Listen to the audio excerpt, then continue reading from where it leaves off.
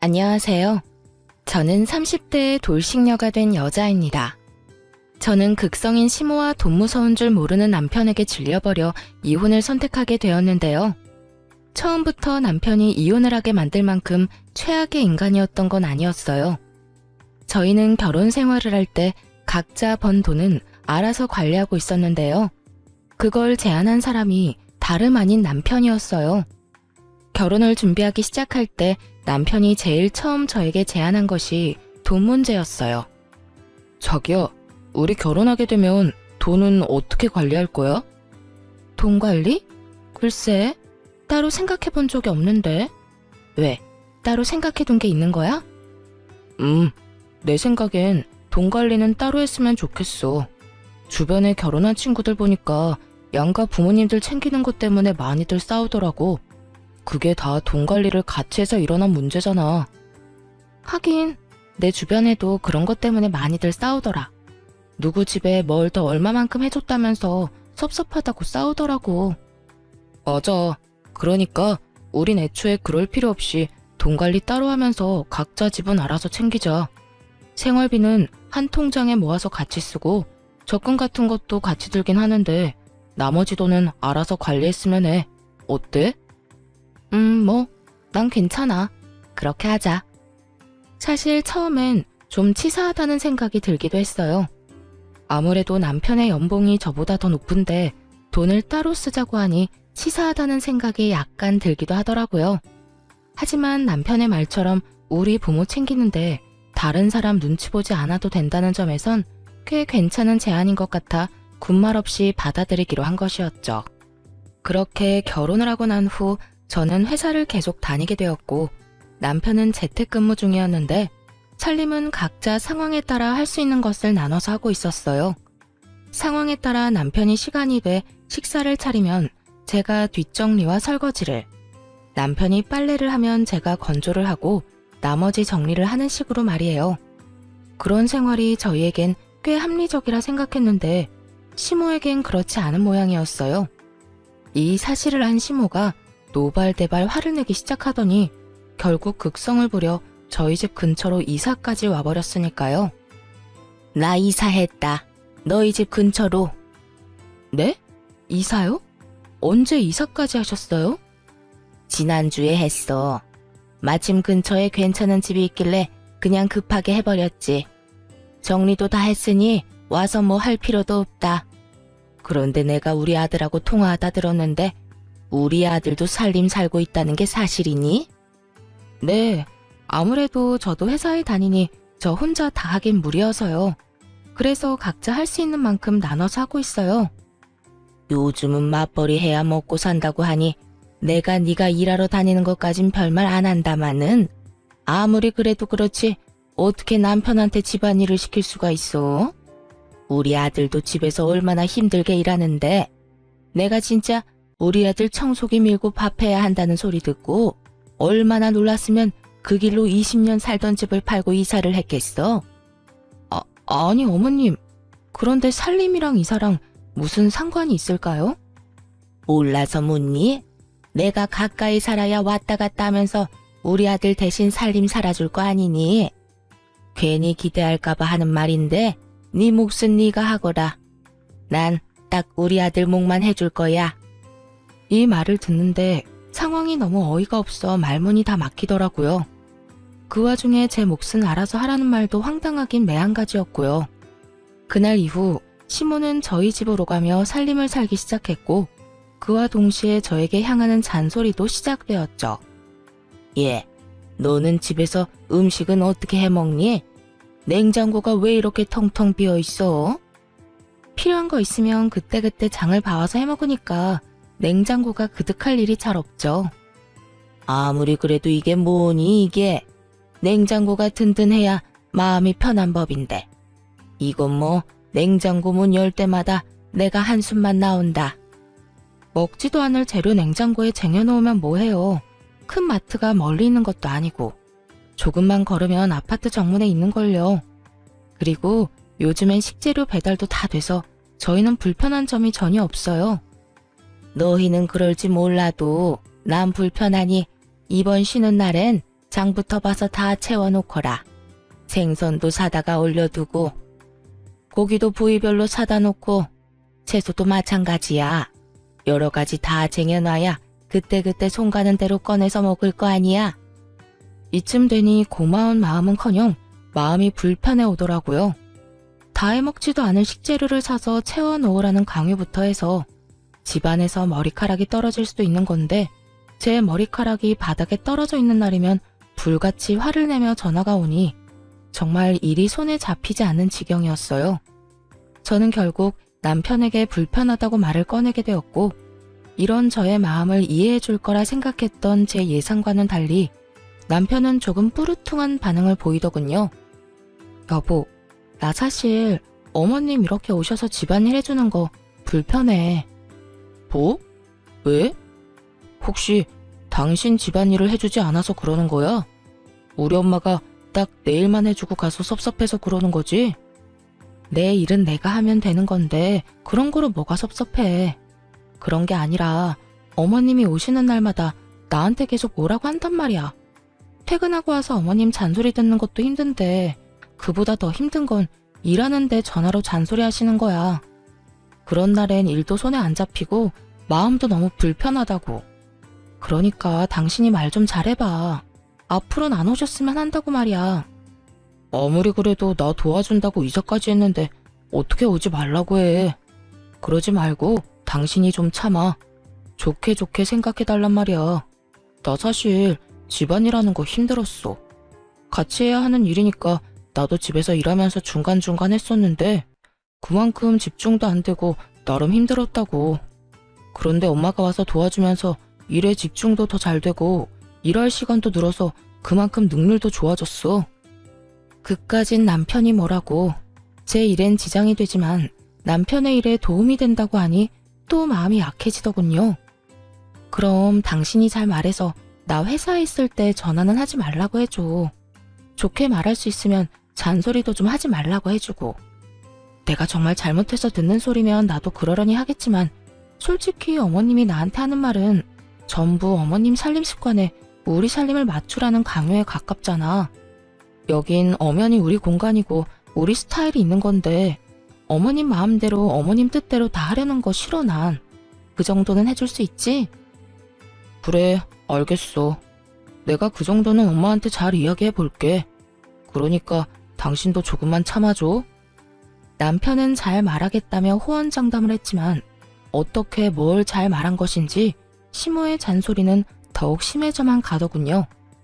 시모가 집안일을 돕는다고 해서 저에게 조금이라도 도움이 되었다면 저 역시 심해지는 잔소리를 더 참았겠지만 시모는 남편이 평소에 하던 일 조금과 남편의 밥만 챙길 뿐 저에게 그 어떤 도움도 되지 않았어요.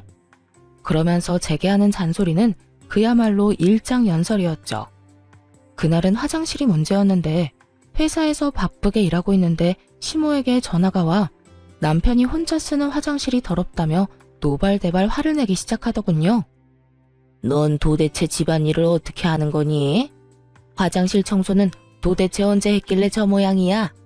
세제 뿌려서 뜨거운 물로 욕실 싹 씻어내고 물기 없게 말리든 닦아내든 해야 할 거 아니니? 곰팡이 피지 않게 구석구석 칫솔로 잘 씻어내고 말이야. 어머님, 거실 화장실은 남편이 주로 써서 남편이 청소해요. 제가 쓰는 안방 화장실은 제가 씻으면서 매일 정리하고요. 부부끼리 네 화장실 내 화장실이 어딨어? 요즘 애들은 이해가 안 된다 정말. 처음에는 구분 없이 썼는데 남편이 자기가 화장실 오래 쓴다고 아무래도 불편하니까 따로 쓰자고 하더라고요. 그러면서 남편이 각자 쓰는 화장실은 각자 정리하자고 했고요. 넌 네 남편이 시키면 뭐든 다 할 거니? 남편이 화장실 청소 각자 하자고 해도 이렇게 지저분하면 청소라도 좀 해줘야 할 거 아니야. 남편이 저는 거실 화장실엔 발길도 못하게 하는데 제가 더러운지 깨끗한지 어떻게 알겠어요? 그리고 저도 일하랴 집안일 하랴 여러모로 힘들다고 말씀드렸잖아요. 거기에다 요즘은 틈만 나면 어머님이 이렇게 전화하셔서 뭐라고 하시는 바람에 일에 지장도 있다고요. 그러니까 제발 이런 문제로 일하는 시간에 전화하지 말아주세요. 부탁 좀 드릴게요. 저는 그대로 전화를 끊어버렸고 일하는 내내 정말 화가 가라앉지 않더라고요. 그까짓 화장실 청소 좀 해주는 거 어렵지 않습니다. 그런데 시모에게 말했던 대로 거실 화장실엔 아예 발길도 못하게 하는데 제가 그 청결 상태를 어떻게 알고 청소를 해주나요? 그리고 남편 대신 일해준다고 저희 집에 들락날락 하는 사람이 왜 화장실 청소는 저에게 시켜대는 걸까요? 제가 무슨 화장실 청소나 하려고 결혼한 것도 아니고 정말 화가 쉽사리 가라앉지 않더라고요. 전 기분이 상할 대로 상해버린 채로 퇴근을 하게 되었고 집으로 들어서자마자 남편에게 이렇게 말했어요. 당신 화장실 청소 좀 해. 화장실? 웬 화장실? 지금 바빠서 그러는데 바쁜 것만 끝내놓고 할게. 그래놓고 또 잊을 거잖아. 그러지 말고 지금 해. 아 진짜 오늘따라 왜 이래? 각자 화장실 청소는 각자 알아서 하기로 했잖아. 그랬지. 그랬는데 어머님이 나한테 오늘 또 전화 왔더라. 당신 화장실이 그렇게나 더러운데 왜 청소 안 해주냐고. 그러니까 당장 청소부터 해. 그리고 내가 다시 한번 말하는데 어머님한테 다신 나 회사에 있을 때 그런 전화 하지 말라고 해줘. 나도 낮에 말했는데 아무래도 내 말을 들으실 것 같지가 않아서 말이야. 남편은 저와 눈도 마주치지 않고 알겠다고 하며 화장실로 가버리더군요.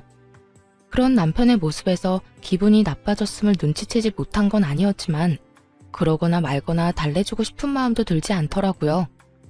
제가 조금이라도 잘못했다고 생각되었다면 어떻게 해서든 마음을 풀어주려고 노력했겠지만 그날의 전 잘못한 것이 단 한 가지도 없었으니까요. 그렇게 알게 모르게 작은 신경전이 오가는 사이 어버이날이 다가왔어요. 저희 부모님은 가진 것에 비해 검소한 편이셨는데 집안엔 가전, 가구들이 대부분 짧게는 10년, 길게는 20년씩은 좋게 넘은 것들이었어요. 아무래도 그런 부분들이 신경이 쓰였던 전 쓰지 않고 따로 모아두었던 상여금으로 친정에서 가장 오래된 에어컨을 바꿔주기로 마음먹었고 에어컨을 휴대전화로 고르던 중 그 모습을 남편이 보게 되었어요. 에어컨? 갑자기 에어컨은 왜? 아니, 곧 어버이날이잖아. 친정의 에어컨 작년부터 시원치 않았는데 이 김에 바꿔줄까 해서. 그럼 우리 집은? 우리 집은 뭐 해줄 건데? 황당하더라고요. 애초에 돈 관리를 따로 하며 각자 집은 알아서 챙기자고 한 사람이 누군데 저런 질문을 하니까요. 남편은 친정에 용돈 한 번을 준 적이 없었고 오로지 시댁에만 생활비를 제외한 모든 돈을 쓰고 있다는 사실을 뻔히 알고 있어 그 황당함은 더욱 컸어요. 그것뿐만이 아니었어요. 남편이 상여금을 좀 많이 받은 일이 있었는데 그때 그 많은 상여금을 한마디 상의도 없이 시댁 휴가 비용으로 다 써버린 걸 알고 크게 한번 싸운 적도 있었죠. 그때 남편이 저에게 한 말을 아직도 기억해요. 우리 약속했잖아. 생활비만 제외하고 나머지 돈은 알아서 관리하자고. 거기에 상여금도 당연히 포함된 거 아니야? 당신도 상여금 받잖아. 그 상여금을 어디에 어떻게 쓰든 난 상관 안 할 테니까 나한테 뭐라고 좀 하지 마. 다시 한번 말하는데 내 돈은 내 돈이고 당신 돈은 당신 돈이야. 각자 돈으로 효도는 알아서 하자고. 이랬던 사람이 이제 와서 제 상여금으로 시댁을 챙기려고 하니 황당할 수밖에 없는 상황이었죠. 남편은 기대에 찬 눈으로 저를 보고 있었고 전 그런 남편을 한번 흘겨보곤 이렇게 말해주었어요. 잊었어? 각자 돈으로 효도는 알아서 하자며. 이 말도 내가 아닌 당신이 한 말이야. 그래놓고 이제 와서 왜 이래? 그건 당신이 고작 해야 용돈이나 드릴 줄 알고 그랬던 거지. 이렇게 비싼 가전 사주는 줄 알았다면 애초에 그런 말을 했겠어. 그러지 말고 우리 집에도 에어컨 좀 사드리자. 우리 집 에어컨도 오래돼서 시원한 바람도 제대로 안 나온단 말이야. 아니면 에어컨 비용만큼 용돈을 드리든지. 그렇게 주고 싶으면 당신 돈으로 줘. 그 많은 상여금으로 어머님 아버님 여행 보내드릴 때는 나보고 그렇게 뭐라고 하더니 이제 와서 이러고 싶어? 말이 나왔으니까 하는 말인데 당신 나랑 결혼하고 우리 부모님 용돈이나 준 적 있어? 각자 집 알아서 챙기자는 핑계로 용돈 한 번 준 적도 없으면서 그런 말하기 부끄럽지도 않아? 뭘 그런 것까지 따지고 드냐? 그래, 알겠어. 우리 집은 내 돈으로 내가 알아서 챙길 테니까 나중에 당신 나한테 뭐라고 하지나 마. 왜 이렇게 비싼 거 해줬냐고 따지고 들지나 말라고. 다 알겠으니까 나한테 피해나 주지 마. 나한테 아무 피해 안 주면 내가 왜 뭐라고 하겠어? 그래? 알겠어. 어디 두고 보자. 그렇게 감정이 상해버린 채 저는 친정에만 에어컨을 장만해드리게 되었고, 며칠 뒤 시모 역시 생각지도 못했던 고가의 선물을 받았다는 사실을 알게 되었습니다. 그날은 퇴근이 좀 빨랐던 날인데 집에 돌아가니 그때까지 시모가 집에 있더라고요. 들어가자마자 시모가 손에 쥐고 있던 청소기를 제 손에 쥐어주며 청소나 하고 있으라며 자긴 이만 가보겠다고 가방을 챙기더군요. 그런데 시모가 챙긴 그 가방이 1,000만 원 가까이 하는 명품 가방으로 전에는 못 보던 것이었어요. 저는 설마 하는 마음으로 시모의 가방을 멍하니 보고 있자 시모가 흐뭇한 미소를 보이며 이렇게 말하더군요. 네가 봐도 너무 예쁘지 않니? 이번 어버이날 선물로 우리 아들이 사준 선물이란다. 우리 아들 통도 크지? 아빠한텐 명품 재킷, 엄마한텐 명품 가방. 요즘 우리 아들 덕에 내가 밥을 안 먹어도 배가 부르다니까. 그걸 제 남편이 사드렸다고요? 아버님 재킷까지요? 그래. 내 아들이 이번 어버이날 선물로 사줬다니까. 친구들도 그런 효자가 또 없다면서 부러워들 하는데 내가 아주 어깨가 하늘에 닿을 정도라니까. 하여튼 너도 왔으니 나는 이만 가마. 청소기나 좀 돌리려무나. 시모가 돌아가고 난 후 아무리 생각해봐도 남편에게 그런 큰 돈이 나올 곳이 없더라고요. 그래서 전 돈의 출처에 대해 물어보기 시작했어요. 도대체 돈이 어디서 나서 저렇게 큰 선물을 사드린 거야? 당신 상여금 받는 지도 얼마 안 됐고 보너스 나올 때도 아니잖아. 어디서 나오긴. 우리 아기 낳으면 쓰려고 모으던 적금 깼지. 아무렇지도 않게 당연하다는 듯 남편 명의로 했던 함께 모은 적금을 해지했다고 하는데 정말 기가 막히더라고요. 그것도 저희의 2세를 위해 준비했던 적금을 말이죠.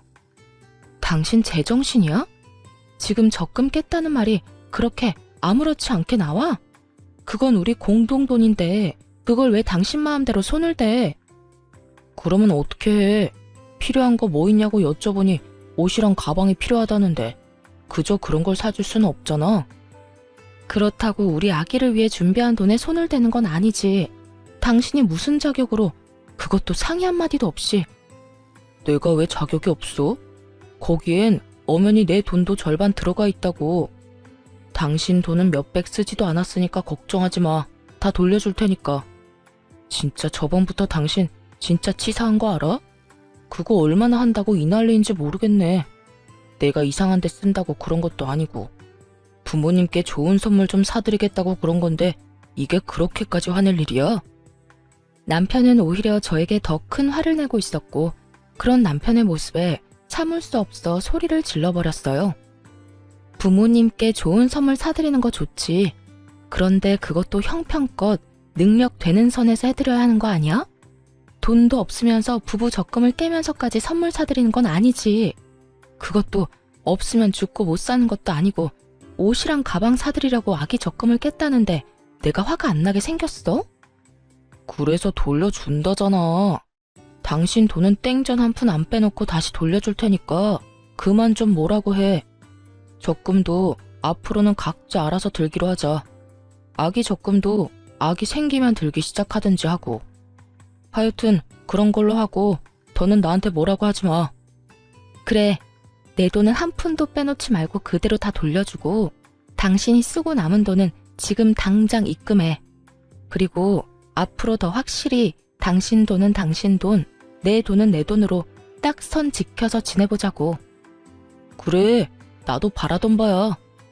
남편은 끝까지 큰 소리를 쳤고 쓰고 남은 돈을 입금을 해주었지만 남편이 쓴 돈은 결국 돌려주지 않더라고요. 그 후 돈도 돈이지만 남편에 대한 믿음 자체가 사라지고 있었어요. 이토록 대책 없이 시댁만을 챙기는 사람인 줄은 몰랐는데 남편의 이런 모습을 보니 모르긴 몰라도 이제부터가 시작이란 생각을 지울 수가 없더라고요. 그렇게 생각지도 못한 남편의 모습에 고민이 깊어지는 사이 이젠 시모까지 나서서 저를 괴롭히기 시작하더군요. 이때껏 있었던 잔소리들도 가끔 도가 지나치단 생각이 들 때도 있긴 했지만 참을 만했기에 참았던 것이었어요. 하지만 남편이 도대체 뭐라고 한 것인지 시모의 잔소리와 괴롭힘은 점점 선을 넘고 있었어요. 그날은 퇴근을 한 후 집으로 돌아갔더니 시모가 씩씩거리며 저를 기다리고 있더라고요. 무슨 일로 저렇게까지 화가 났나 하는 마음에 시모의 눈치를 살피며 집으로 들어서니 시모가 득달같이 화를 내며 따지고 들더군요. 여자가 돈 좀 번다고 집에서 큰 소리 치는 거 아니다. 너만 돈 버니? 우리 아들도 돈 벌어. 아니, 갑자기 그게 무슨 말씀이세요? 제가 무슨 큰 소리를 쳐요. 네가 큰 소리 쳤다며. 우리 아들이 너희가 모은 돈으로 우리 선물 좀 사줬다고 노발대발 목에 핏대까지 세워대며 화냈다는 말 다 들었어. 네가 기를 그렇게나 죽여대는데 우리 아들이 어디 바깥 일이나 제대로 하겠니? 어디 하늘 같은 남편을 그깟 돈 때문에 쥐잡듯이 잡아? 혹시나 우리 아들 일 잘못되면 다 네 탓이다. 알겠니? 며칠간 전화가 심하다 싶을 만큼 온다 싶었더니 그 이유가 따로 있었더라고요. 대책만 없는 줄 알았던 남편은 입까지 싼 놈이었고 그새 시모에게 저희가 싸운 이야기를 다 전했던 것이었죠. 웬만하면 모든 상황을 좋게 넘기고 싶어 심하게 대하고 싶지 않았는데 도저히 더는 참으면 안 되겠다 싶더라고요. 그래서 전 시모와 함께 언성을 높이며 하고 싶었던 말을 다 쏟아냈어요. 그러면 제가 참고만 있었어야 했나요? 다른 것도 아닌 저희가 이세가 생기면 저희 아기를 위해 쓸 돈이었어요. 그때 돼서 돈이 없어서 애한테 아끼면서 살고 싶지 않아서 쪼개고 쪼개서 같이 모은 돈이라고요, 그 돈이. 근데 그걸 어머님, 아버님 선물 사줬다고 하는데 제가 가만히 있어야 해요?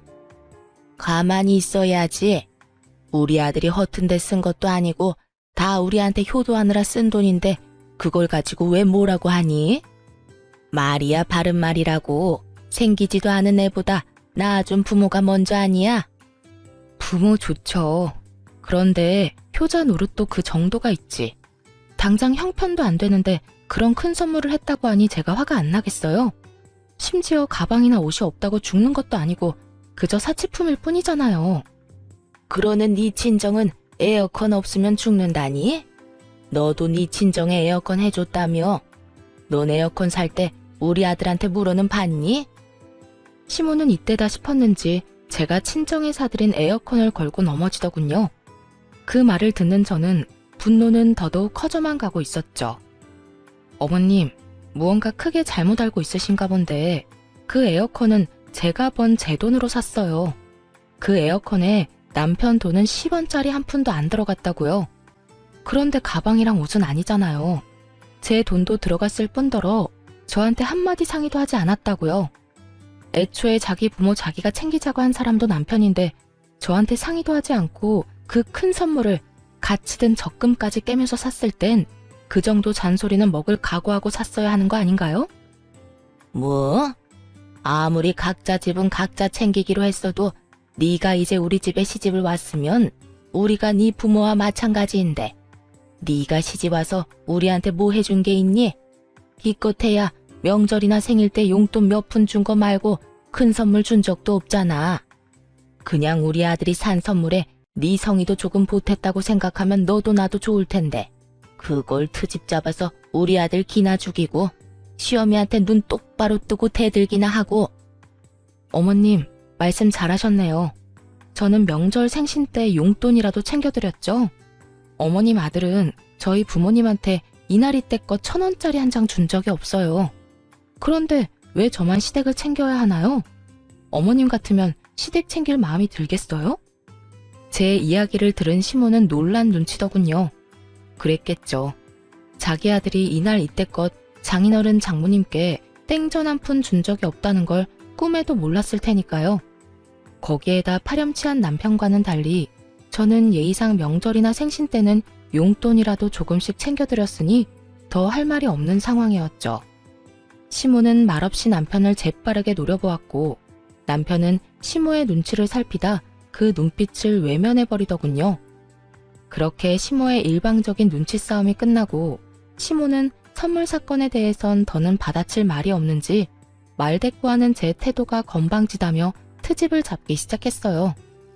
네 지금 나한테 하는 이 태도만 봐도 지금껏 내 아들을 얼마나 어떻게 잡아댄 건지 잘 알겠다. 시어미한테도 말 한마디 지는 법이 없이 제 할 말을 다 하는데 남편한텐 더하면 더했지 못했을 리는 없었겠지. 네 친정에서 그렇게 가르치든 시어미한테 말대꾸나 하고 남편 기나 죽이라고 가르쳤냔 말이야.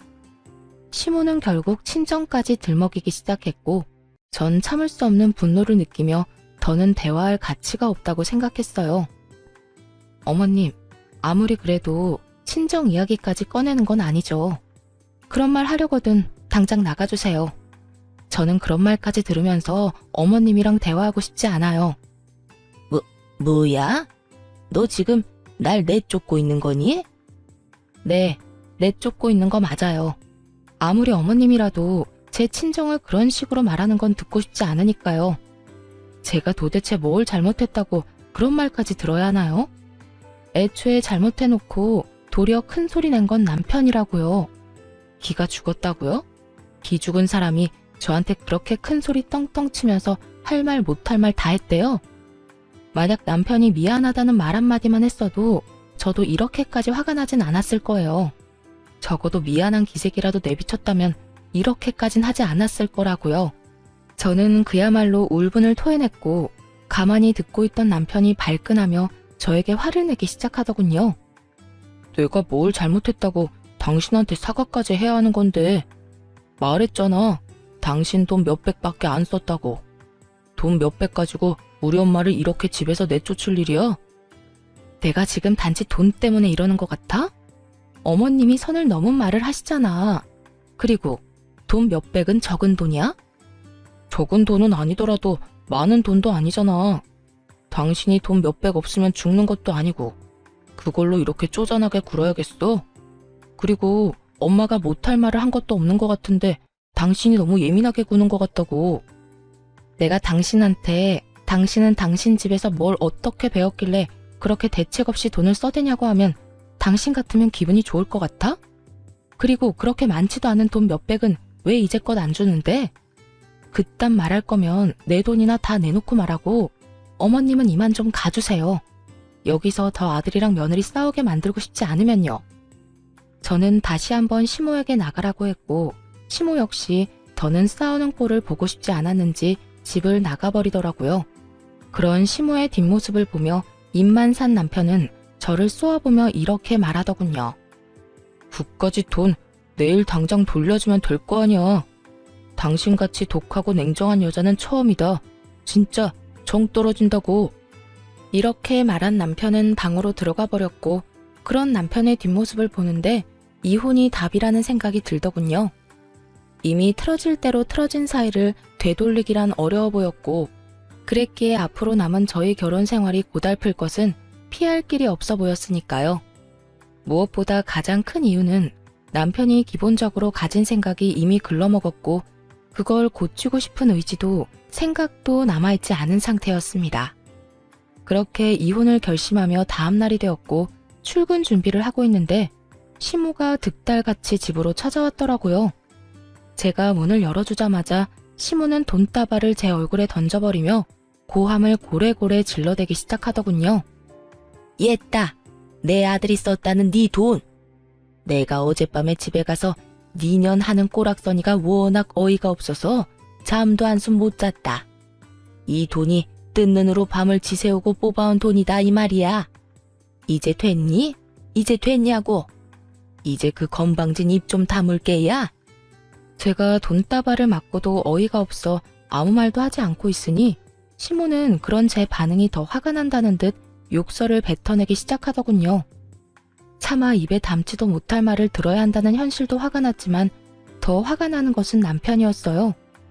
이 모든 광경을 처음부터 보고 있던 남편은 말리기는커녕 시모의 행동이 통쾌하다는 듯 고개를 끄덕이며 입가에 미소를 짓고 있더라고요.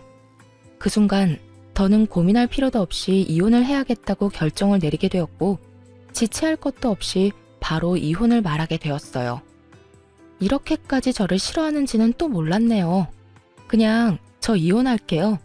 저도 저한테 이렇게 막대하는 사람이랑은 더 가족으로 엮이고 싶지도 않아서요. 뭐? 이혼?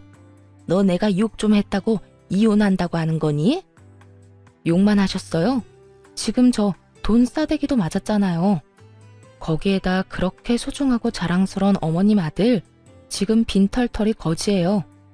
사람 힘들 때 버리는 거 아닌 것 같아서 참고 또 참고 있었는데 어머님이 이렇게 이혼 결심하게 해주니 어쩌겠어요. 그래요. 아무래도 남편이 돈을 끝까지 주지 않는 것도 그렇고 생활비도 어느 순간부터 제대로 넣지 않는 것이 이상해서 알아보니 남편은 어버이날이 되기 전에 회사를 그만뒀더군요. 그간 조금씩 모아둔 돈으로 집에서 온라인 사업을 한다고 설치고 있었고 이것저것 손댄 것마다 망한 듯 하더라고요. 거기에다 온라인을 통해 사업 노하우를 알려준다는 사기까지 당해 그나마 있던 돈까지 싹 다 날리고 빚까지 생긴 상태였죠. 그런 상황에서 시모 시부의 선물을 샀다는 것도 화가 나긴 했지만 사랑하는 남자였기에 기죽이고 싶지 않아 모른 척하며 먼저 이야기를 꺼내주길 기다렸던 것이었어요. 그런데 시모와 남편이 이렇게 합심해 제 심기를 계속해서 건드리니 더는 참을 수가 없지 않겠어요. 그제야 모든 사실을 안 시모는 이 모든 게 사실이냐며 남편에게 묻기 시작했어요. 너 이 말이 다 사실이야? 돈도 다 날리고 빚까지 있단 말이 사실이냐고? 그게 난 다 잘해보려고 그러다가 그게 생각보다 힘들더라고요. 모은 돈만 다 날리고 끝내려고 했는데 노하우를 기가 막히게 알려준다는 사람이 있어서 거기에 돈을 주다 보니까 빚까지 생겨버렸어요. 아니, 그런데 당신은 어떻게 한 거야? 왜 알면서 아무 말도 안 한 거야? 왜겠어? 당신 엄마 말처럼 기죽이기 싫어서 모른 척 해준 거지. 아, 됐어. 말해봤자 입 아프고 지금 그게 중요한 것도 아니지 않아? 내가 이혼하자는 말은 못 들었니? 우리 이혼하자고. 난 더는 당신 같은 인간이랑도 못 살고 당신 엄마한테 이딴 취급이나 받으면서도 못 살아. 그러니까 당장 이혼해. 당신 아무리 화가 났다고 해도 이혼하자는 말을 그렇게 하면 안 되지. 이혼이 장난이야? 이까짓 일로 이혼하게? 넌 지금 이게 장난으로 보여? 난 지금 그 어느 순간보다 진심이야. 이혼해 우리. 남편은 여전히 제 말을 어깃장쯤으로 여기고 있는 반면에 시모는 제 말이 진심이란 걸 알아채는지 그제야 저를 달래려고 애쓰더라고요. 예, 이런 일로 이혼은 무슨 이혼이니? 내가 돈 던진 건 사과하마. 나도 오죽했으면 이 아침부터 찾아와서 그런 짓을 했겠니? 어제는 네가 나한테 너무 심하게 말대꾸를 하지 않았니? 그렇다 보니 내가 너무 흥분한 상태에서 잠도 못 자다 보니 정신이 잠시 어떻게 됐었나 보구나. 그러니 네가 넓은 마음으로 이해 좀 하려무나. 이제 와서요? 돈 던지고 화내고 욕하고 할 건 다 해놓고 이제 와서 사과요? 사과로 모든 문제가 다 해결될 것 같으면 경찰은 왜 있는 걸까요? 무심코 던진 돌에 개구리는 맞아 죽는 법이에요. 저는 이미 어머님의 말에 상처받았고 그건 그 어떤 말로도 말끔히 씻길 것 같진 않네요. 아가, 그러지 말고 이 늙은 시어미가 잠시 노망이 났었다고 생각하고 너그럽게 이해해주면 안 되겠니? 이렇듯 시모는 어떻게 해서든 저를 달래보려고 애쓰는데 남편은 그런 시모의 앞을 막아서서 저에게 득달같이 화를 내기 시작하더라고요. 아, 됐어. 엄마가 뭘 잘못했다고 그렇게까지 해? 그리고 당신, 우리 엄마가 이렇게 미안하다고 굽히고 들어오면 당신도 적당히 하고 끝내야지. 끝까지 고개 빳빳이 들고 이럴 일이야? 적당히 좀 하란 말이야. 아우 진짜 정 떨어져. 무직인데다 빚까지 있는 아들이 큰 소리를 치자 시모는 더는 모르겠다는 듯 고개를 절레절레 흔들더니 남편에게 이런 말을 남기고 집을 도망치듯 빠져나가 버리더군요. 아들, 분위기 파악 좀 해. 네 집사람 화 많이 난 것 같으니까 엄마는 이만 가보마. 두 사람이 좋은 쪽으로 이야기 잘 나눠봐. 이렇게 이혼한다고 하면 다들 뭐라고 하겠어? 그러니까 좋게 좋게 이야기 잘 나눠. 시모는 그렇게 집을 도망치듯 나가버렸고 남편은 시모가 던진 돈을 주우며 여전히 상황 파악도 되지 않은 말을 하기 시작했어요. 결국 또 이겨먹었네. 기분 아주 좋겠다 좋겠어. 이렇게 돈까지 생기고 말이야. 내가 당신이 화가 많이 난 것 같아서 이 돈까지 주워주는 거야. 세상에 이런 남편이 어디 있냐? 시어머니를 뻑하면 집에서 쫓아내는 와이프한테 땅바닥에 떨어진 돈까지 주워주는 남편이 어디 있냐고. 당신은 나한테 진짜 잘해야 해. 내가 이번에 사업이 좀 잘못되어서 그렇지. 그것만 빼면 나 같은 남편 또 없다고. 눈치가 없는 것도 모자라 큰 착각에 빠져 허우적거리고 있는 남편놈을 보고 있자니 정말 웃음이 다 나더라고요. 도대체 이런 인간 뭐가 좋다고 이때껏 참고 살았나 싶어 저 스스로가 한심하기도 했고요. 그렇게 여러 가지 생각을 하던 저는 여전히 돈을 줍고 있는 남편을 내려다보며 좀 더 확실하게 말해주었어요. 당신 엄마가 우리 집에서 도망치듯 가는 꼴을 보고도 모르겠니? 나 이혼하자는 말 진심이야. 뭐? 정말 이혼하자고? 이까진 일로? 당신한테는 이까진 일일지는 몰라도 난 아니야. 난 당신같이 대책 없이 효자 노릇을 하는 남자도 싫고 당신 엄마처럼 아나무인에 화난다고 욕부터 하는 사람을 내 시어머니로 모시고 싶은 생각도 없어. 그제야 남편은 제 말이 진심이란 걸 알아차린 듯 급하게 무릎을 꿇고 빌기 시작하더군요. 여보, 이러지 마. 내가 당신이랑 어떻게 이혼을 해? 나 당신 없으면 안 되는 거 알잖아. 그렇겠지. 빚은 생겼는데 회사도 그만뒀고 모아둔 돈은 전부 당신 집에 효자 노릇을 한다고 다 써버렸을 테고. 당장 돈 한 푼 없는데 나랑 이혼하면 완전 큰일이겠지. 그런데 어떡하지? 난 당신이랑 이혼한다고 해서 큰일 날 게 하나도 없는데. 그러게 내가 알면서도 다 모르는 척 해줄 때 진작 잘하지 그랬어. 내가 당신을 조금이라도 사랑하고 조금이라도 불쌍하다고 느낄 때 나한테 조금이라도 잘했다면 내 입에선 이혼하자는 말까진 나오지 않았겠지. 여보, 이러지 마.